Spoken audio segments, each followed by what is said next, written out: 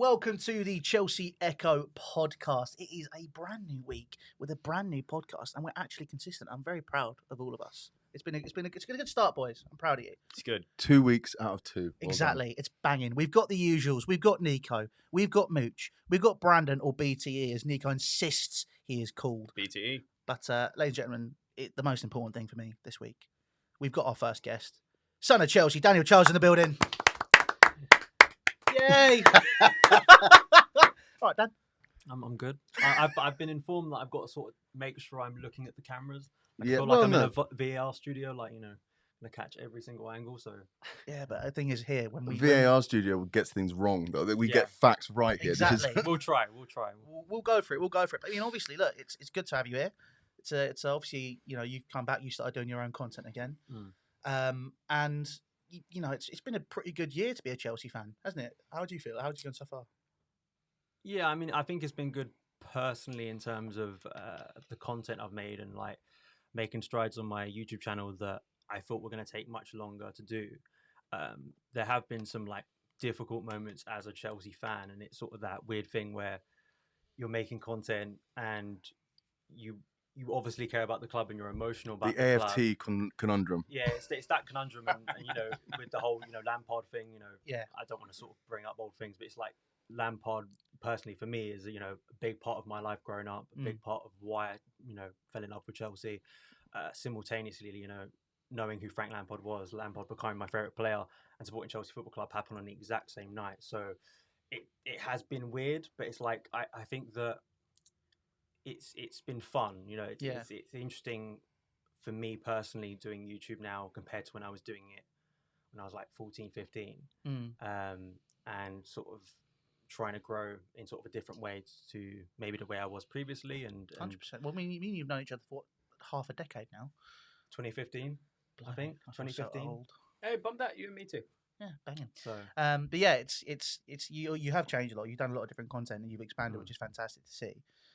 But you touched on it there at the very start. Obviously, with you being on it, I feel personally it's really cool to understand why people love the club. What are their connections to it? So you were saying, the night you fell in love with Chelsea was the same night you discovered Lampard and sort of he was your favourite player. Talk us through that. So who, how and when? What was the situation? well, I think I would have been like excommunicated from my family if I didn't become a Chelsea fan. I'm the same. And I always say this, and people think that like my family, like when I say I grew up in Chelsea, my family grew up in Chelsea, like they think that like my family grew up in like what Chelsea is now.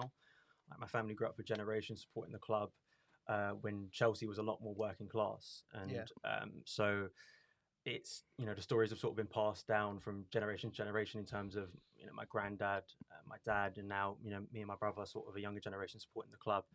And I got just taken. I think it was I can't remember the opponent, but it was the Champions League qualifying round game. I think Roman's first season, August 2003, I think it was. And I just got taken to the West Stand. I'd never seen football before. Like I didn't know what football was.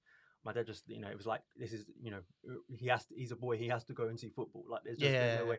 And my mum thought that I was going to be scared of football. Like she thought that the noise of the crowd would like scare me off. I was 5, I think, at the time. Okay, cool.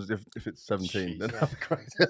And West Stand lower, right at the front, and my dad just the players are warming up in front of us, and I've never seen a footballer before, don't know any footballers' names, and he just goes, "Who's your favourite player?" And for some reason I just pointed at someone, and he said, "Oh, that's Frank Lampard," and then the rest is really history. It's a story I've tired people talking about because it's sort of, I think, a really cool story personally for me, but that was it, man. It was Chelsea is a big part of my life. Like going to uni, people just who didn't know my name would say, "Oh, you're the Chelsea guy." I had that as well. You love Chelsea, and it's. I think for all of us, it's like a religion, man. It's something that you're just indoctrinated into. And I mean, it's not when I talk about my family, and being able to say that Chelsea are my local club, I don't say it as like, oh, I'm so great because I get to have that as my local club. I know it's as a privilege, being able to be so close to Stamford Bridge. But it's something that really means is special to me, and I try and hopefully communicate that through what I make. That I'm not doing this for sort of selfish reasons or to try and leech off the club. Like I want to be involved in the community. I want to, you know, have people respect what I do, and that's sort of how I've made the content basically. It's the best way to be.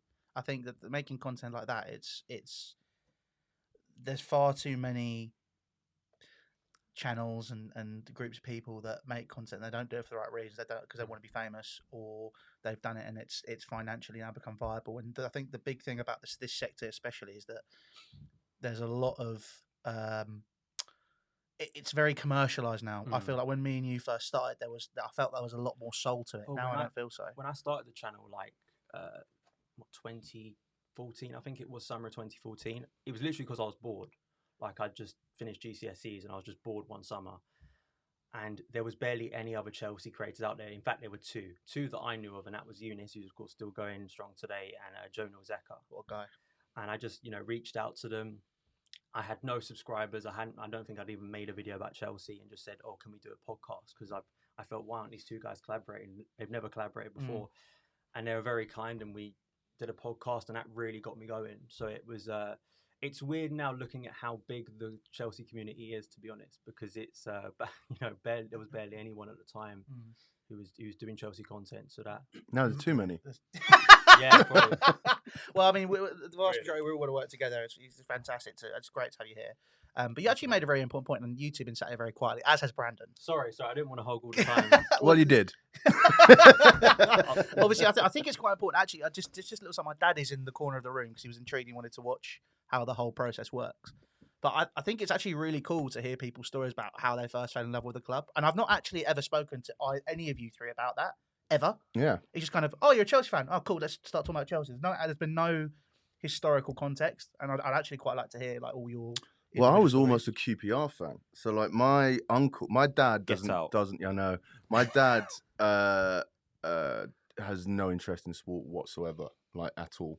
And my uncle on my mum's side just used to take me to football games. We used to live in Fulham, and it was just the first games that we'd go to. I think it was Chelsea Coventry was the first game we went to. I think we won 1-0 because when the crowd cheered, my uncle put me on his shoulders. I was like, can we do that again? He went, not till we score. And it was 1-0. And then we went a few more times, and then a friend from school, his dad, big QPR fan, took us to QPR games. So I nearly became a QPR fan, but my uncle kept bringing me to the Chelsea, and that's that. Do you remember the first, like Dan was saying, he remembers the first time going into the stadium and all that stuff. Yeah. Do you remember it? Yeah, because you're a lot older than yeah. I mean, I remember the whole day because we used to live just off Ilbrook Common, so it's 300 meters to the stadium, and I just remember walking there, going back. We used to have all the sort of stickers on our house as well, like all the some quite horrible ones. Vote Labour.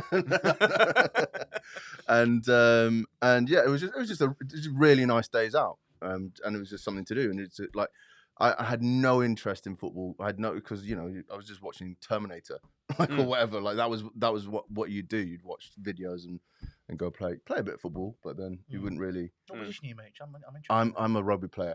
so I'm a more of a destroyer in the middle of the park. I like that. Or hang around the goal, depending how hungover I am. You're free over the summer because Chelsea need a DM. So. What about you, Nico? It's funny you mention rugby because I actually come from a rugby family, not a football family. Like everyone in my family, my mum, my uncle, my grandfather, generation upon generation of rugby fans. And it was only when my mum met my stepdad, and he's massive Chelsea fan. And I'm like in the same boat as a lot of you. Even at age 9, I had no interest in football, didn't really care for it. I'd never really been to a game, never really watched a game. You know, I remember, I think, watching England take apart Holland in the Euros in '96. My dad always tells me about that story because he was in the box with a load of Norwegians for that, weren't you? Yeah. No, I was in the box with a load of Norwegians for the England-Scotland game. I was the only Englishman in an Irish pub in Cork for the England-Holland. And I remember England facing Germany in the semi-finals. I remember all of that. It was fun to watch, but that was kind of like my introduction to football, and I didn't have a big emotional connection to it. Mum met my stepdad. He was a Chelsea fan, as I said, and for banter, because, I was a little dickhead. I was 9 years old, like all 9-year-olds are. They're dickheads. Yeah. the big team at the time was Manchester United. And why was Manchester United the big team in my eyes? Well, David Beckham. Everyone knew who David Beckham was. So I was like, I'm a Manchester United fan, even though I wasn't. Just for banter, right? And he said, is it? Let me take you to a game. And then he beat me. Yeah. So the first game he took me to was Chelsea-Middlesbrough. And this is back when Gaza was playing for Middlesbrough. Wow. And the crowd was singing, he's fat and he beats his wife. So good old Chelsea fans there. But not for that particular Fat reason. But yeah, I remember the score. We won 2-0. And I sitting in the Matthew Harding upper, and the atmosphere just got to me. It was contagious. And I went, I'll have a beef with anyone who says that the atmosphere inside of a rugby stadium is dead. If you say that you've never been to a fucking rugby game, that's fact, not fiction. But there's the atmosphere is booze very, very allowed. different. That's another part of the reason. The booze is allowed in rugby because you can rely on rugby fans to not knock the living fuck out of each other when they're losing. They'll just put the arm around the other one and go, "Well played, sir." You know? Yeah. Is it in America where like the teams mix? Come on, Seattle. Sorry, You're a Seahawks man. No, as in like absolutely not. away fans and home fans are sat next to each other. Is that? I'm pretty Rugby. sure. Yeah, in rugby as well, but in America, I think all the sports. They're Yes, not I don't know. I mean, that's because the They Americans do in baseball. I think the Americans pretty they sure don't, they they don't do, yeah. really. I don't think there's really much of a problem there because There they take, is, but like no, they take the guns off them before they go into the stadium. So fair it's enough. absolutely Only in fine. the southern states. But no, it was just that Middlesbrough game. It was my dad in one game saying, I bet if I take you to this game, you'll be converted. And it wasn't a particularly high-profile game, but he was right. Matthew Harding upper, there was something contagious about the atmosphere, vastly different to rugby, not better, not worse, completely different in atmosphere, and I loved it. And since then, it's been like, yeah, okay, I'm blue, through and through. It's the best. It's the best. What about you, Brandon? Hello, you can talk now. Hiya. How you doing? You good? We're good. And you can just see Louis' dad's elbow there in the corner. Hi, Mario. It's a Mario. COVID elbow bump. I'm trying to think back. So it was 2006 that I didn't go to my first game until, but I was watching Chelsea from like 2002, 2003. Again, I grew up with the Lampards, the Robins, the Joe Coles, the Duffs, the Johnsons, all of that lot. You lot had it good. Yeah, You really did. You really fucking did. But yeah, the first game was the 2-0 win against Portsmouth in 2006 at Stamford Bridge. Don't remember where I sat. I just remember I could hardly see the pitch. I was very high up, but I remember it very clearly. I was with my dad, and I and Robin scored, and Lampard scored. It was the 2-0 win. And I remember saying that I loved Lampard and I loved Robin. Mm-hmm. And I've always loved Robin his whole career at Chelsea. And beyond, I hope. Yeah, well, yeah. He's been a fantastic player throughout his career. But there was a question of man of the match, and it was a really dead game. I think it was like we scored 2 goals in the first 12 minutes or something, and then after that it was boring. It was nothing. And Robin got man of the match. Yeah, literally. Shut up shop. And Robin got man of the match, and everyone was asking, "How did he get man of the match?" And I said, "Well, it's probably because he scored." And I was like, "Oh yeah." But no, that was my first memory of going to a Chelsea game. I remember singing "The Referee's a Wanker" when I was about 8. Good lad. My dad was very proud. My mum wasn't so proud. Was your mum there? Or no. But you were Thankfully. still singing it as you got home. Of Love course. it. You know, Dad told her. Yeah. I'm he so told her- proud of him, so He called her as soon as we got in the car and said, he sung this, aren't you proud? She was like, what the fuck? He's 8. What you let him do? But no, that's my first memory of going to my first game. I haven't really been to many games. I can't tell you why. I don't know why. It's hard. but- It's hard to get tickets. It's really hard. Yeah, I mean, there's that. It's very privileged. I mean, if you Very privileged. you know, if you're of your age, your guy's age, you're sort of supporting the club when it's gone from languishing around, 5th Champions League every now and again into being one of the biggest teams in the country, and with that comes massive interest. It becomes a bit more of a tourist hotspot. Mm-hmm. Yeah. Love it or loathe it, it is, and tickets become very, very valuable. Speaking of Champions League, that's one of my first Champions League Chelsea memories. Rivaldo at Barcelona absolutely ripping us a new one. That was painful to watch because I think we won the first leg 3-1 and then Yeah. Barcelona came back and went, We show you how to play. Yeah, now." yeah, It was yeah. like, shit. Yeah, we're mate. not at this level. It's nuts. Fuck. It's nuts. But I mean, the first game is always important. I think it was Norwich. We beat them 4-0, and I still Don remember, Mario confirms. was it 4-0 or was it 5? Yeah, I'll let you tell the story. Yeah, so we beat Is that them. not the Zola one where he did the? No, it wasn't that one. It was Rob Green. It was, Oh, was that 05, fake? wasn't it was 0405. 04-05, I think. Yeah, and I still remember. I remember. Fuck, that was your first game. I think that was my first game. Jesus, you did have it good. Mate, so my Rowan, he saw us beat Ipswich 7-0. My youngest brother, unfortunately, his first game was Chelsea Bradford, where we lost 4-2. So he's had it good since then though. But yeah, I think it's for me. I always remember. I remember because we were in the East Stand. I remember the concourse. The first thing I remember, and my favourite thing about Chelsea always will be, I just love the yellow steps. I remember going up the yellow steps, and obviously when you're in the East Stand, you go into there's the ramp leading up to it, and there's a little turnstiles, and you kind of already see the pitch. But it wasn't, obviously it's very different to what it is now because it was very modernised more recently. But sort of you still had everything, and I remember there was still the Xboxes and stuff at the back. And I still remember trying to fight a kid to go on the Xbox at half time. But yeah, we went to that game. The most awkward thing was, so Dad got the tickets through somebody he knows from work, who knows one of the Norwich players who was playing at the time. I met one of those players. I met Simon Charlton after the game, and I just gave it to him for a good 2 hours afterwards. The last time you got those tickets. And then attempted to tie up his shoelaces under the table when I was bored. Later that Is this evening. true? Yeah. Oh my! We went Can't as a take guest you of anywhere. Simon Charlton. Bring the mic over to him, Brandon, will you? We went as a guest of Simon Charlton, who was playing for Norwich, and he had the complete opposite of a end of that day. And Louis being a naive 7-year-old at the time, decided to take the meat out of Simon Charlton after the game. And play his language, so, yeah. Oh, So yeah, My question is now: do you look back on that and go, "Fuck, I was a dickhead," or "Fuck, I was a legend"? bit of both really. All right. I think he's a 7-year-old. I mean, like, if was it Michael Charlton? Simon Charlton. If he's that upset at getting rinsed by a 7-year-old, he needs to have a word with himself. It's like he's had a vendetta against you from this. Yeah. It's all going to go narratively. It's going to go round where he's going to tie in your shoes. I blame that young Beneventi kid for my downfall. He's dartboard with your face in the middle of it. Yeah. Oh mate, you won't be the only person one of those. Well, it looks like we might be going back to those golden era, the golden era of 2004, 2003-4, when we ruined football because financial fair play seems like it's being scrapped. Yay! I mean, it's Hearsay. It's hearsay, but I mean, if financial fair play is scrapped, It's not going to be scrapped. it feels redundant. Well, I mean, It has is it doing its job? So, Yes and no. I've just answered my own question. Let's move on then. Yeah, so with teams like Chelsea, I think we are, without wanting to blow our own trumpet, we seem to be playing by the rules.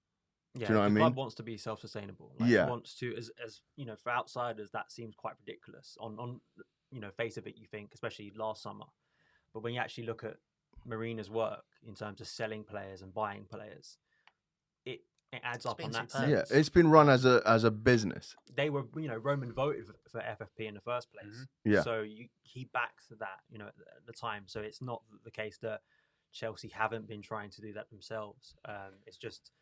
But then there's teams like PSG, City, with all these sort of inflated sponsorship deals. I think they're only part of the problem. The point of financial fair play was to run your club at a minimum of break even, right?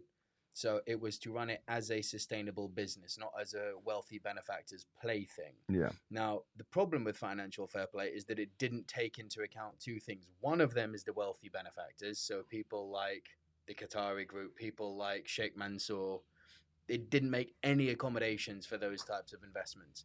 Now, I'll actually go back to something you said a minute ago. It wasn't Chelsea that started this whole downward trend. I'd actually argue it was Real Madrid. Way back when they were breaking world Blackburn. Bro, they were breaking world transfer records left, right, and centre. I appreciate at the time 50 million for someone like Zinedine Zidane seems redundant in the modern day, but you have to appreciate back then it was like holy shit. Even with inflation prices, that would still be really, really high now. Ridiculous. So this all starts pre-Chelsea. It's not a Chelsea thing. And if you think that, not you, but I mean in general, if people think that it's a wanky, Tribalism. it's wanky bipartisan tribalism. The other problem that financial fair play hasn't made any accommodations for, and this is where it gets interesting, is for clubs like Manchester United, because what Manchester United are doing as far as financial fair play on Wall Street is concerned is completely by the book. But the way they're operating under UEFA regulation is bullshit, because what the Glazers did in 2005 is leverage debt. Exactly. They bought the club, and then they decided that any profit the club made would be used to pay off the debt they incurred. That should not be fucking allowed in football. And I think you'll find Manchester United fans are furious on board. about it. But so with what you said there, because obviously we're going to have people that don't understand leveraging debt and such things as well. Can you I think as we go through this, we should lay it out. Well, I just did. Really If you buy something and you don't have enough money for it, and you incur debt as a result of buying that thing, and your business plan is, I'll pay off that debt as we become successful. That's what leveraging debt is. It's just, it's not sustainable because it doesn't accommodate for fucking football. How often have we all said it's a beautiful game because it's such a weird game? You can't predict things like Leicester winning the Champions League. Had you said to Manchester United back in 2005, "Oh, you're not going to struggle for the Champions League soon, huh?" It's like it didn't make 2005 onwards. They didn't make. But I think any accommodations for that. To argue the Glazers' point is, it doesn't matter because Manchester United is such a big marketing machine that they're going to be making that money. They're 400 million in debt because they've leveraged the debt. They're making money. Like the difference between Chelsea and Man United is Man United can miss out on the Champions League and still go out this summer and spend 100 million on Jadon Sancho. Not the case for Chelsea. Like Chelsea, you'd think any outsider would think Chelsea can just spend what they want. Like I know we have spent big in the past when we haven't got Champions League football, but we've never gone crazy with it. We've never gone crazy with it. But also I think it's this case of when you speak about FFP, like the moral side of it or the logical side of it is. For me, I'm and of course I'm biased towards Chelsea, and I look at Roman and what he's done for the club in all aspects and transformed the club. But I look at what's happened at Man City too, and I know we could go down a different road here with Man City, but you go to the Etihad, it's I remember going there, I think 2016 when we won, and such an impressive stadium what they've done there and transformed the area and transformed the youth academy, the women's team as well, like Chelsea have done. It's really, really good. I understand why people would want that part of it for security reasons to try and save clubs, because we've seen so many examples. For every Roman, you get another version at Portsmouth or Leeds, where clubs are run badly, spend a lot of money. QPR is another example in recent years.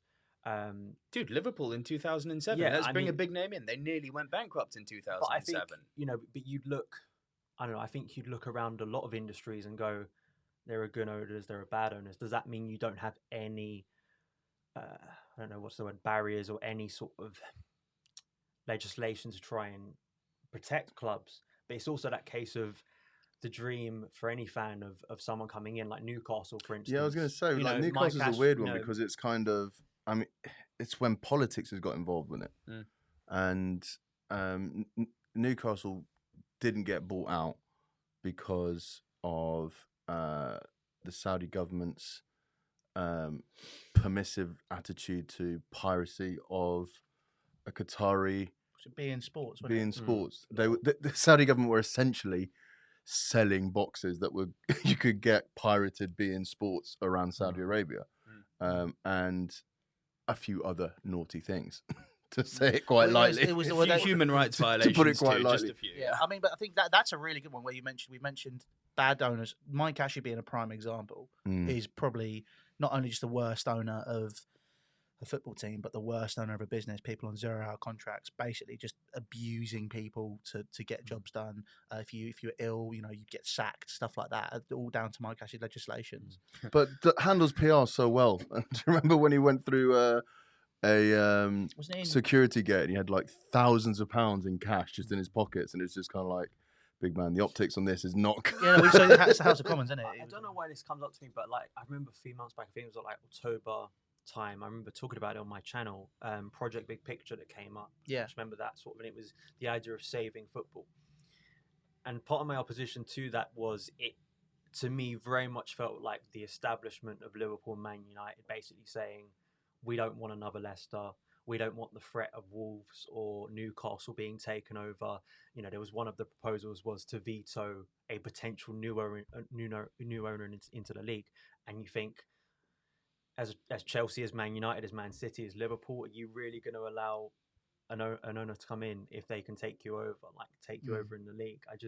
I think that's always been sort of my concern with it, of like the status quo. And FFP has sort of been a status quo. I think it's kind of the and equalizer. As well, it's just you know, if we look at just facts, I mean, Man City last year, the potential Champions League ban didn't go through because the moment these clubs with all their wealth and their lawyers, you know, you just saw that gang of lawyers. Was it UEFA or FIFA? I think it's FIFA, wasn't it? It was the FIFA ban, and Chelsea did the same. Chelsea got, you know, it overturned, even though it was one transfer window we got a ban for. You know, we were able to overturn the second one. And I think that's what's going to happen. And it's kind of delicious irony that Arsene Wenger's now involved and he's bringing up proposals. And this was a guy who opposed financial doping for years at Arsenal. And now he's at an establishment that could be binning FFP. I just think logically it's, especially where we are with the pandemic as well, I wonder where it's going to go next. And I just wonder how FIFA can stop legally a club like Man City, PSG, Chelsea spending money, because every time they try and do it, they can. They absolutely can, but finish the point.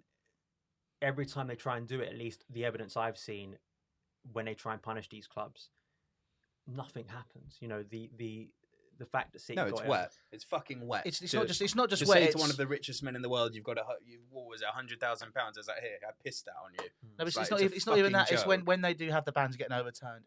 You just know it's UEFA, it's FIFA. We know the history, and they might be saying they're trying to change it with how everything's going. Especially, I mean, credit to, by the way, Germany, Holland, and Norway, which we'll touch on that obviously in the internationals, trying to prove a point about the Qatar World Cup in 2022. But you just know for a fact that when these bans come into place, you'll have somebody from a club or somebody from somewhere going, "Oh, I've got a ban. How much do you want to turn that over?" Oh, yeah, no worries. There you go, mate. Don't worry about it. And you just know that's exactly what it's going to be. It's not the answer. The ban is not the answer. It's the way it is. Listen, ultimately, the problem with financial fair play isn't financial fair play itself. The theory behind it, which is you need to run your football like a self-sustaining business, is a very, very valid one. I don't think you should be opposed to that if you're a business owner. You know, it's basic business ethics. You have to run at a minimum of break even. Ideally, you want to be running at a profit. That's what financial fair play was about. And as I said, the problem that financial fair play had is that it didn't make accommodations. Is that what financial fair play is, though? I thought it was something that you had to run it at a percentage of your turnover. So it wasn't even break even. The minimum was break even. Is it minimum break even? Yeah, fair enough. That was the idea. Whether it was enforced or not is a whole. But different I thought in fact it was like your spending was what you were allowed to spend was based off your turnover. That I don't know. So, I'll be honest, I don't know about that, but I know that the basic theory they put forward was what I just said. Now, the problem they had, listen, ultimately, we can diss Man City and ourselves and PSG all we want, but the reality is, if people are like, oh, they're not complying with financial fair play, yes, they are. They absolutely are, because they are absolutely doing a minimum of break even. The problem is we're questioning how they're doing it, not if they're doing it. People are like, how are they financial fair play compliant? Well, they are. They're running their businesses at break even. It's the way the benefactors are injecting money that's not right. And it's also the fact of clubs are not just businesses. You know, they're a big part of their communities. And it's, you know, and it's you lose me there with that one, mate, because that's what we believe. I'm putting that point across. I'm saying that side of the argument in terms of why you'd want a safety net for bad owners. Do you know what I'm saying? Like, it's in a case of just going, well, they just have the money, so just let them spend it. I'm saying that football clubs are very different to that. What they mean, as we were the first conversation we were having, is why we fell in love with the club. And the reason we do is not because they signed a big player. At least I don't think any of us at this table was because they signed a big player. It's because family tradition or whatever. You went to a game and you fell in love with the sport, you fell in love with the atmosphere. Now, yeah, I think this year in particular for me, there's been a lot, and I'm sure for all of us, it gets to a point where you do fall into a trap of being very cynical about the game because you just think I could be really like, what's the word? Nonchalant. Blase. Well, and just Jaded. like feel like really dreamy about the sport and go, I'd love to see Chelsea just play academy players, but that's just never going to happen, right? That's just never going to happen. Ideological about it. And I think that the problem for me is I think that as well you've got an organisation in FIFA and UEFA as well that I just not exactly the most clean cut organisation. No. So it's very hard to take moral lessons from them. It's very hard to listen to those lecture clubs like Chelsea and go, well, you want to have a look at your business as well. I think that's the issue for me. And of course it benefits Chelsea. If FFP gets scrapped, it benefits Chelsea. Though I actually think that if FFP was scrapped, I think Chelsea and Roman would still try and go by those. But it's not going to be scrapped completely. They're going to bring in something different, is what I was. At this point, Tresore, who is the head of financial fair play at the moment, I can't remember his first name. I think it's Andy or Andrew, but his surname is Tresore. You can look this up. He has categorically said anything speculating the downfall or the end of financial fair play is purely speculative. It has not been said. It has not been confirmed. It has not even been fucking discussed. What they've really They would discuss it with him, would they? No. They're not talking about getting rid of it. That's why. I think they're replacing it. What COVID has shown is that the clubs who are not like all the aforementioned, the Chelseas, the PSGs, and the ones who have got what I keep on saying, wealthy benefactors, have struggled financially. So what it has shown a clear divide, and that divide is something they want to address. They are absolutely not getting rid of financial fair play, because you do that, it won't benefit Chelsea. What it will do is it'll open the fucking floodgates for the PSGs and the Man Cities even more than it already is. So absolutely not. I am not for, and I hope that, well, from what they're saying, they're not considering getting rid of financial fair play. And going back to your point, they can't stop it. Yes, they can. We've all agreed that these wanky bloody fines, they mean nothing to these wealthy owners. They need, I know it's a very dangerous precedent, but if you're going to work within this, you need to either set up something so that clubs like United and Liverpool cannot operate the way they've been doing, using profits to pay back debt. That I believe needs to be scrapped. It may be fine on Wall Street. It's not fine in football. But the thing is, you're going, well, how are we going to change the law of how businesses are able to be bought?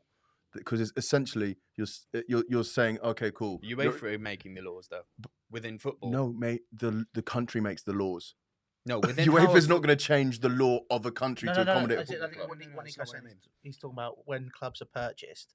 He's meaning they have to do, obviously, when clubs purchase, you go through UEFA, you go through the FA, you go through FIFA. Yeah. They legislation. Yeah, but irrespective, I think what Nico's saying is there should be a legislation in place, which I agree with, by the way, that clubs shouldn't be bought as debt, to pay back debt. I think if you're purely on how a club is run, I understand what you're saying, but what you are also proposing is just a fundamental change to that country's law on how you can buy a business. No. I said very, very clearly that. I'm not saying what you were saying. What will happen is you'll have to change the law, because that is. I don't care if it's a football club; it's a business. And that's... we look at what happened with Newcastle last year. Yeah, but it was completely illegal because here's a radical idea. How bad would that change in law be if you were going into the practice of buying a business, forget football club, buying a business, not with the intention of paying back your debt through profit? Wonderful thing. Maybe that law should be changed then. I think I'm not saying it should or shouldn't. I'm just saying that it's. I'm saying it should categorically. Okay, but I think it's a short-sighted view on this when the world is bigger than football. But we're talking business here, like world business. Surely it's a good practice to buy if you're going to go into the market of buying a business. You don't want to set up a business model whereby you're paying back that business's debt through profit. There's the old term, you're putting the cart before the horse. Mate, there's loads. I'm not gonna. I don't think this is. And also, I just want to just one more point. I just think that you look at once again like the talks of the European Super League, and these clubs are threatened over and over again. And it's every year we have the conversation about, and every few weeks we get there could be a European Super League. And it seems to be getting bigger and bigger and bigger. And I think what clubs as big as Man City and PSG will just move away, because UEFA, FIFA want these clubs in their competition because commercially it helps them out, because that's where the eyes, if Kylian Mbappe is not scoring a worldie in the Champions League, is the Champions League still the Champions League? No, that's very true. As a purist, it's the Champions League. There's a value in that trophy, but I get a little bit cynical about it, because I think it's all it's a cycle. That chat has gone down. That chat has piped down, really, hasn't it? The whole European Super League. It'll be back though. Yeah, I know, don't get me wrong. Yeah, I'm sure it's. I think it's almost used as a threat as well. Yeah. Can I ask one last question on what you guys think of this? Forget the business side We've of got on things. Brandon's here as well. We do need to get him involved. Well, I want to get him involved, and this could be a good way to bring him in. So instead of the fines, which we all agree do not work, because these big clubs which are being fined piss money, essentially, what about caps? I know it sets up a dangerous precedent. Wait. Think of another way to fix that. Salary caps? Salary caps, transfer caps, and those baseball caps. caps. And baseball caps. But those caps, caps. here we go. The caps are going to be, I hate to use the word bespoke, but essentially bespoke caps. So the caps will be in relation to what you were bringing up earlier regarding financial fair play. You're capped in relation to your profit. So if 1 year you've made X amount, your transfer capped at this amount. Not how much you can spend. I mean, how much you can spend on an individual. Like that's what it is in practice. In theory, it's. I not think ban's the only way you can do it. I think banning people from competition, caps legally. I think they'll get around that as well. Well, I think the bans they've got around legally. Well, they've got around it. All it's what I'm saying. It's like they and get. This is the issue I'm saying. It's like own these clubs. You can't. Like the club rules are trumped by the country's rules. Yeah, basically, I think ban is literally end of conversation. We just go, you're banned. End of. For how long? Don't care. I'll deal with it as and when. You know what I mean? You can't do that. I'll just go. Do you know what? You're banned. What have you done? This governor. Sorted. A dictatorship in football. I do think your cap would work. Just out of I mean, well, guys, let's know your thoughts down wherever comments. If you're still listening, if you've got bored, we completely understand. But to be fair, Brandon, you've been very quiet. I'm very sorry. We've not drawn you in. We've left you out in the cold. What's next? What are we talking about? It's okay. I didn't really understand a lot of those words. I'm not gonna lie. Next, we are talking about the international roundup. So, this international break, which we all love. Yawn. Yeah. Would you rather be a goat with a machine gun or a lion with a helicopter? Goat with a machine gun. Easy. Both. Well, it's Dan. What would you be? Lion with helicopter. Yeah, obviously. But how would you Comedic get value. Can you imagine the sound the goat would make? Because it's very. Can you imagine a lion's roar? That is actually a very good point. I've now changed my mind completely. What? Okay, so, we were talking about this briefly before we click record.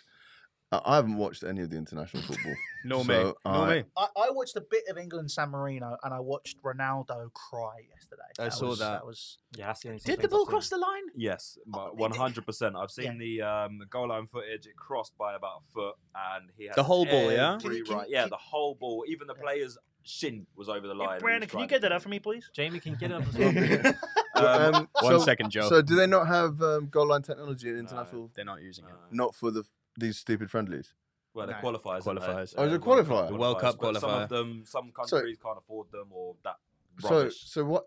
So we've got World Cup qualifiers now. Yeah. It's 2022. Remember, it's next year the World But- Cup. So there's this international break, World Cup qualifiers for England. Yeah. There's a few friendlies going around, but mostly it's World Cup. Yeah, we're playing. I'm so out of the We've loop. got Sorry. Albania tonight, and we had San Marino on Thursday.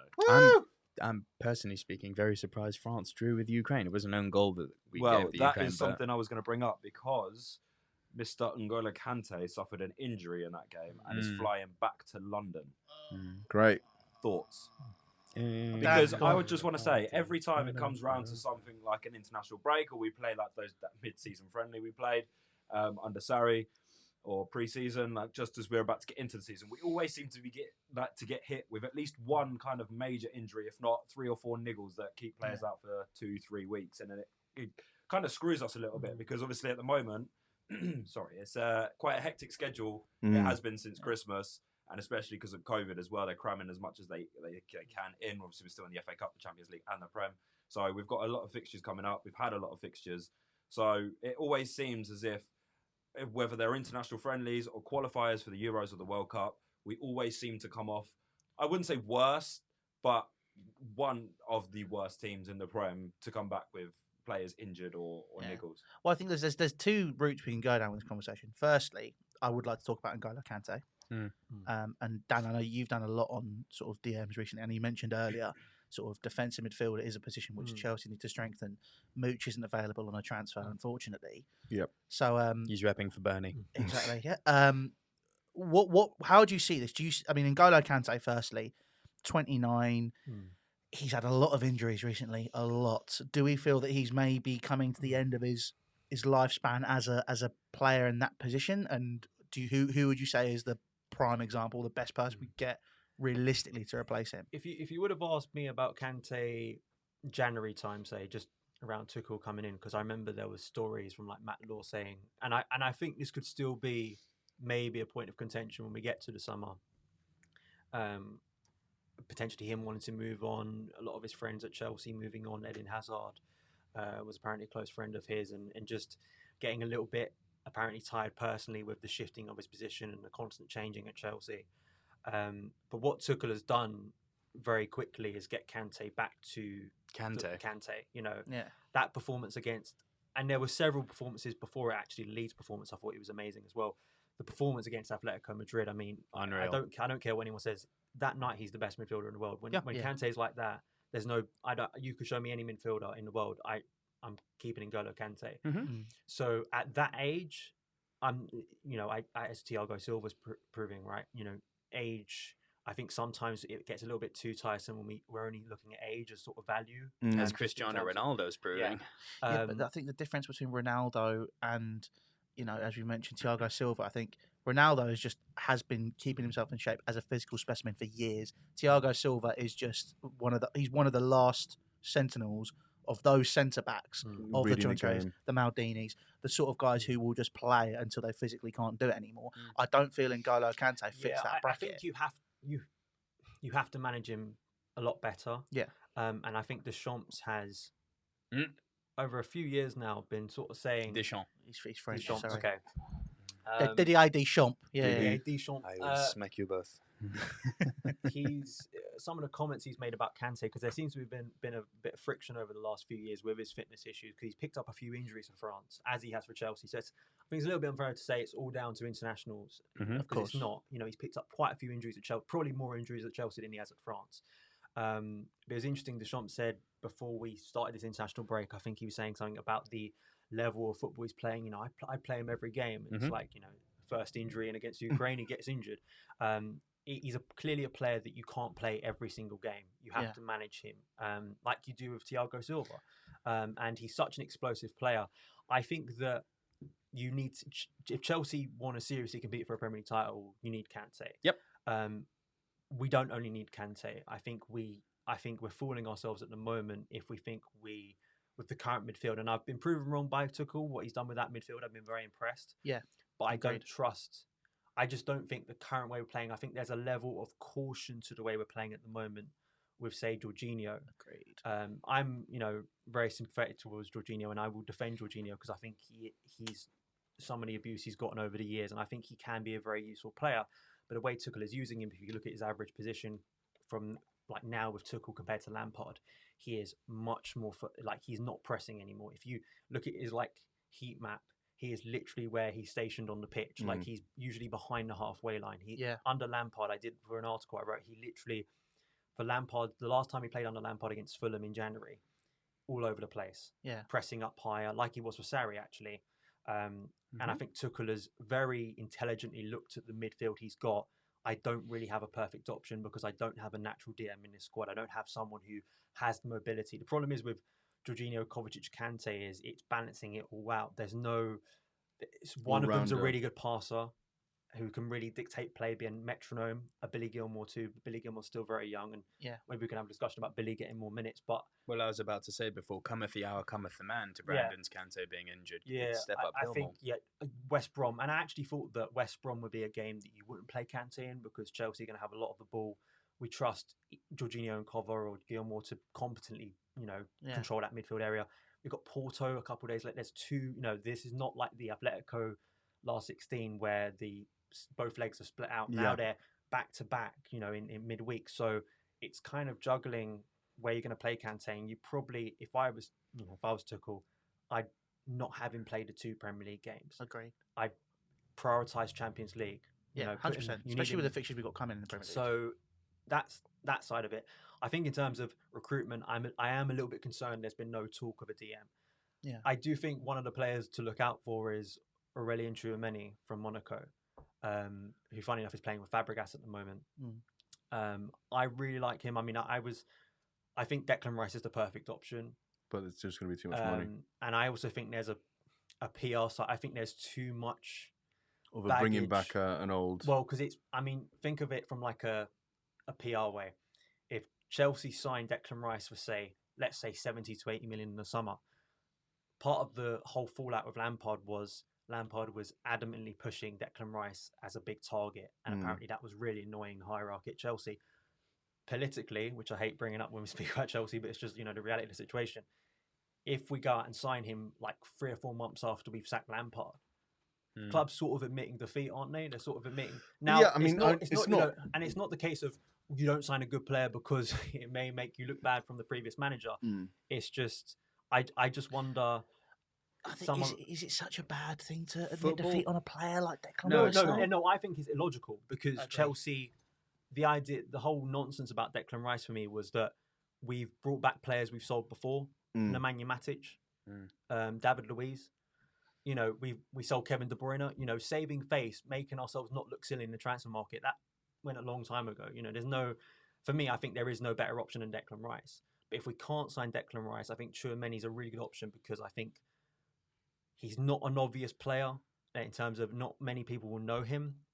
But what I've seen of him, and I'm not going to claim to be an expert of him, but, you know, making videos about him and looking into his game, I think he might be the perfect hybrid that Chelsea need because you need someone who's got the mobility to break up play, to play alongside someone like Kante. Because Kante is not just a lone DM. He's so much more than that, as we know.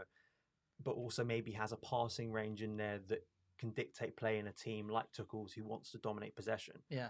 And Tchouameni, if you know, I'd advise anyone to go and watch his games. In particular, when Monaco beat PSG 2-0, I think in February, he played in a 6-6 and he was wonderful.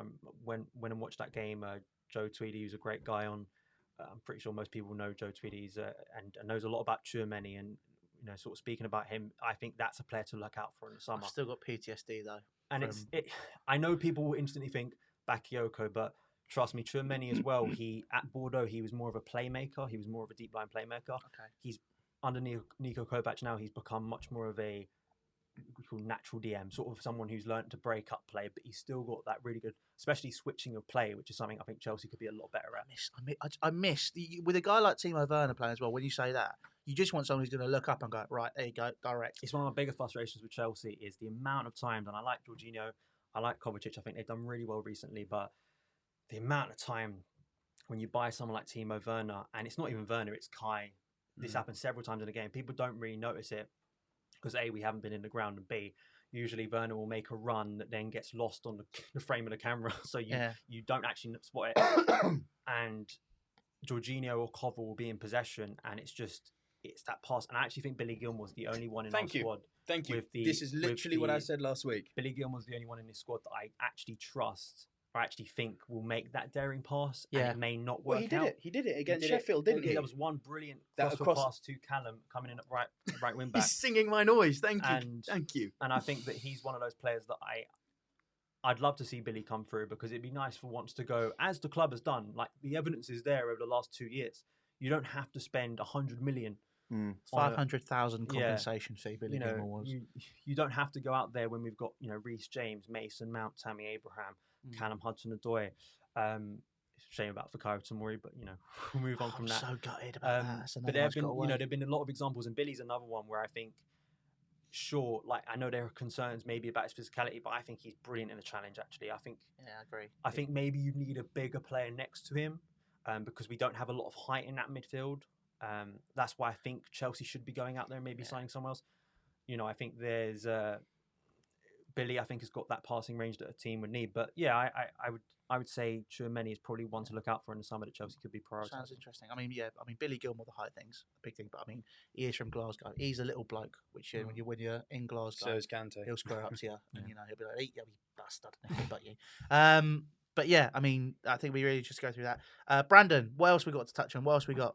We got to wrap up. Well, haven't the we, as well? last sort of point, I would mention England in the international roundup, but we played San Marino, so there's no point. Basically, it was 5-0. Mount, James, and Chilwell all played really well. Mount almost broke Xavi's record of most creative chances in the first 45 minutes. He made 7, and Xavi made 8. So yeah, he's played well, but it's San Marino. We can't overreact. Last point is just talking about England going forward. What can they do? Can they win the World Cup? Can they win the Euros this year? Have we got a good chance? We seem to be one of the favourites. So discuss for the last sort of minute. Okay. Well, I mean, to be fair, we mentioned Reece James there.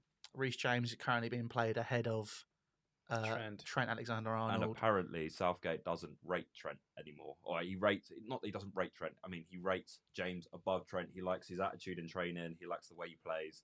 So there's something different there, and there's something to look forward to for Chelsea fans anyway. I personally think I get that. Me and Jan spoke about this when we played in that gorgeous kit last year in the third round of the FA Cup, and I said that Reece James will be a better option than Trent Alexander-Arnold purely because he is a balance of both Wan-Bissaka and Trent. I know it's San Marino. I get that. I mean, Imperial Wolf could play San Marino. I think we give him a good game, but. I come on, Nico. I'll back us. Ed taking on their right back. I haven't got any worries. Forever the optimist, aren't you? I love it. But yeah, I think really, I know he's creating those opportunities, but defensively, he's proven this season as part of a 5-back as well, which undoubtedly, despite it being the worst formation England could play, is what Gareth Southgate will be playing at 5-3-2. international. He'll play 5-2-3. 5-2-3. Or like a 3-4-3. He used a 4-3-3 the other night. Yeah, but it was because it was San Marino. I think when he come up against a Belgium or someone, he's going to turn around. He's going to shut up shop. Shut up shop. Well, you'd be mad not to. No, Be but honest. with a plethora of attacking talent that England have got, I think he's meant to. But it's another conversation for another day. I guess we got to go through it. But I mean, look, Reece James performing at right back. Ben Chilwell is going to be an option at the World Cup and the Euros for England, regardless, because we don't have that many left backs. Regardless, I think he's had a decent season. I think he's a fantastically good technical player. But I think he still needs to bed in at Chelsea, personally. He's good, I rate him. What do you think, Dan? What about Ben Chilwell? Yeah, about Jimmy Chilwell. Yeah, I think he's had a good season. I think he's just Great start on the Lampard. disruption. Yeah, he was amazing. He was one of our best players for the first 3 or 4 months of the season, and then everything sort of went wrong, didn't it, over that Christmas period. And then he sort of had that disruption, I think, of a new manager, and you get winners and losers from that. But I think the way he's handled himself once he's got back into the side recently, the performances against Liverpool, I think were big at Anfield, and I think that. Ben, yeah, I think he's. There's a reason why he was one of our most important signings last year. So I do think it'd be unfair on Luke Shaw. Luke Shaw's had an amazing season for Man United, so I wouldn't really complain if Luke Shaw starts, because I think he's had a really good year as well. So on both wings, in terms of fullbacks, I think England are pretty well stocked at the moment. And that's the big thing. I think it'll be very interesting to see how that goes. But I think the one player we spoke about him last week and how important he is was Mason Mount. Again, now. You speak to anyone who's not a Chelsea fan, a lot of them have said, we don't really get Mason Mount, we don't rate him. I was with a mate last night and I spoke to a few other mates as well. I spoke to another one who called me mid-game and was going, fucking hell, Mason Mount's all right, isn't he? I'm like, oh, yeah. So, but he's actually quality. He's keeping everything ticking. He's doing this and that. And again, I want to insist, yes, it is San Marino. I completely understand why people might not be that interested and think it's just San Marino.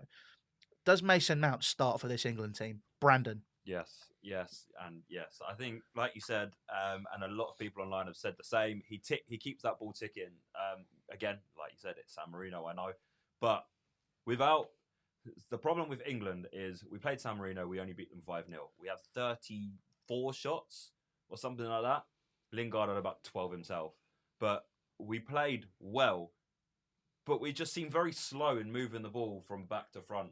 You know, we were playing against a team who sat back, who aren't professional footballers in their jobs. They, farmers, doctors, all of that sort of stuff. So for a team like that, you need to move the ball forward. You need to press it, and you need to get these players who are making their international debuts or anything like that. You need to get them full of confidence. Ollie Watkins, Lingard, all of those players. We can't do that unless we move the ball forward quickly. And players like, Mount do that superbly well, not just for Chelsea, but as he's shown the other night for England, and I'm sure he will show tonight against Albania, that he can do that. And it's putting other fans, denials about him into question. Well, yeah, it's going to be very interesting to see. Can I go a bit deeper on what Brandon's just said? Go for it. As long as you agree with me. 50%. 60? No. Oh. Can we meet in the middle at 55? We can meet at 50 because does Mason Mount start for England? There's no yes or no answer. It completely fucking depends who the opposition is. It completely depends who the opposition is. If we're against, and this isn't to say that I'm not using San Marino as an example of a low-level team. What I mean is, if we play against the team where England dictate the play, and you want that energy in midfield, for sure he starts. You're playing against a team like France or Belgium, who are going to boss England in midfield. That's just a fact. Mm-hmm. France, the way they play, it's terrifying the way they boss the midfield.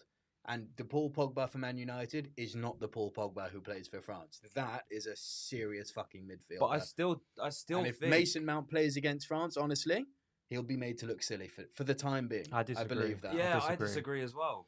I think also you forget that everything changes when you're in an international competition, and a lot of it depends on form. If someone is playing well, they play the next game. Yeah, there's that too. That's another factor. If he's in form, again, you would play him. That's you another need hard work. argument. If you're talking about playing someone like France, you need hard workers all across the pitch. Exactly you need energy in midfield. Say. I would want someone with the pressing ability of Mason against a team like France. Mm-hmm. I'd want someone with the intelligence of Mason Mount against someone like France, someone who's able to, San Marino's not the game I'm judging Mason. You Mount need on. someone who's going to sit against France, mate. But you're not Mason, going to. But Mason, I mean, I would. We've got 5 defenders. But I would, I'd put if Henderson's more. fit. If Henderson's fit, the 2 midfielders I'm playing is Rice and Henderson, or Rice and Phillips. That's the 2.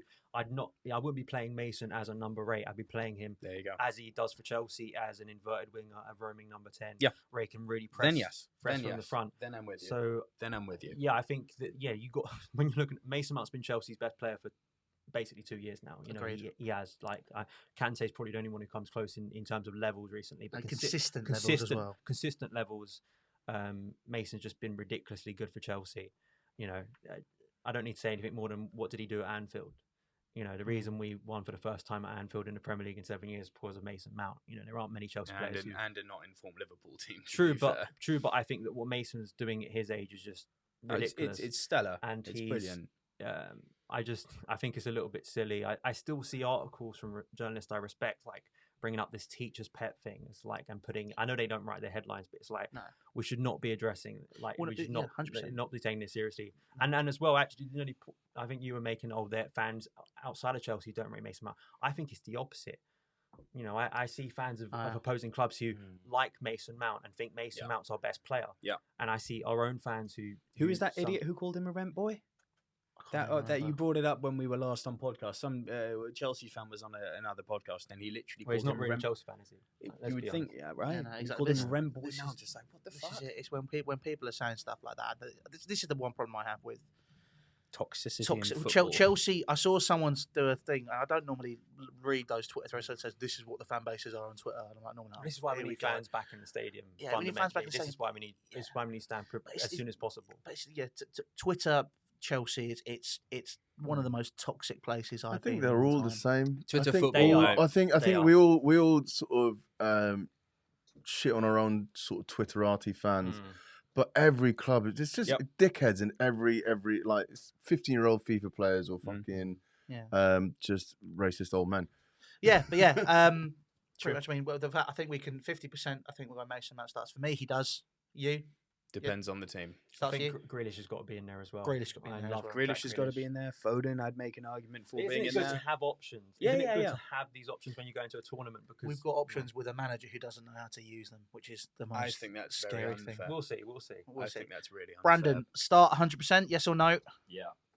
No question. Yeah, I'm going to go with that as well. You can go yes as well. Cool. All right then. Well, listen, I think we've got to wrap it up there, haven't we? You've got to get going in a minute. Places to be. But yeah, Dan, thank you so much for coming on. No Really do worries. appreciate it. Really I good hope insight. you enjoyed it. Plug your socials, man. Yeah, plug it. Go. Where can we find you? Sign Chelsea on YouTube. Pretty much daily content. I've been taking actually a little bit of a break at the moment over the international break. Good but for you. I'm going to be back on Monday for the rest of the season. Hopefully, Chelsea getting into the serious end of the Champions League, FA Cup. So covering match reviews, Q&As, news videos, collabs, all that good stuff. We'll have Louis on the channel soon. Twitter at Son of Chelsea, Instagram at Son of Chelsea, and my channel-based Instagram is at Son of Chelsea YT as well. And I've got a podcast as well that I've just launched with Jay McIntosh, who's part of the Chelsea Social. So we're pretty much after every game, every other Saturday podcast, day after the game, that gets shared on Twitter as well. So you can Good find pod it as there. well. I enjoyed it. I listened to Thank you, yesterday's man. one. It was really Thank you, nice. man. Thank you very much for coming on. No worries. For the rest of us, make sure you check out the Chelsea Echo on YouTube. You check out the Chelsea Echo on Twitter, Instagram, which is actually going to get starting used a bit more. Obviously, find out Nico where. You can find me. My personal social is Nico Luro on Instagram, or you can check out my podcast, the movie podcast, Movie MT Rushmore, available on all podcast platforms. Did you see the Suicide Squad trailer? Yeah, man. Oh, you two. I'm so glad you two in a room together. If there was more time, it'd be it'd be beautiful. Mooch, what about you? What can people do with you? Find me on all socials at Mooch About, or we are launching a new channel, Vauxhall Creative Network, Nice. which is a little bit about all the podcasts we do here and a weekly vlog about the insights of a comedy club, podcast, and nightclub. So you get to see behind the scenes of what happens Nice. in one of those industries. I'm actually really interested to see something like that. That'd be sick. I'm on my documentary behind the scenes hype at the minute. I'm watching a lot of that. I'm going to Brandon. get you on the podcast to talk about comedy movies, maybe. Yeah, sounds good. As long as they're terrible ones involving Adam Sandler, I'm your man. Wicked. Brandon. Grown-ups, yeah? Find me on. Twitter. I forgot what I was on there. Brandon, me you've done YouTube for a relatively good period with me. So I'm surprised that your plugging skills aren't as good. I'm actually not angry. I'm disappointed. Yeah, so am I. I'm not gonna lie. Brandon, I think Brandon's had a big night last night because he is a little bit slow to the races today. Mate, I Glassy was at eyes. work until like 11 o'clock from 2. Oh, and big I was night very busy. or long night. That's Long what night, it was. That's the one. Yeah. And I've got to go back today, so that's fine. So yeah, you can find me on Twitter at BrandonMorgan0, or my new Twitter account as that Nico will love. Look at him over there. At Brandon the NG, because I couldn't fit engineering. BTE. BTE, yep. Or on Instagram at BrandonMorgan_0. Love it. Fantastic. And obviously myself. I haven't yet to plug myself, so I thought I'd Right, round it let's off. finish there. So as you can find me my YouTube channel under the name. Obviously, you might be watching it because this is where the clips sit, obviously. And obviously, yeah, everything's just my name, really long, really complicated, at Louis Beneventi, at Louis_Beneventi on Twitter. But outside of that, though, I think we're done. So, guys, thank you very much for watching. Check out Good Morning Gazette. It's a really good show. Oh, thank you. Is it? I like it. I'm glad. It's the new Sunday supplement. So if you're a Sunday supplement fan, I like it. I really like it. Stop it. James Richardson, hit me up, boy. Go have a nice chat. But yeah, thank you very much, guys. Check out Good Morning Gazette. Check out the Chelsea Echo. Check out Imperial Wolf. Check out everything. And subscribe, hit the notification bell, hit on socials. See you later. Ta-ra.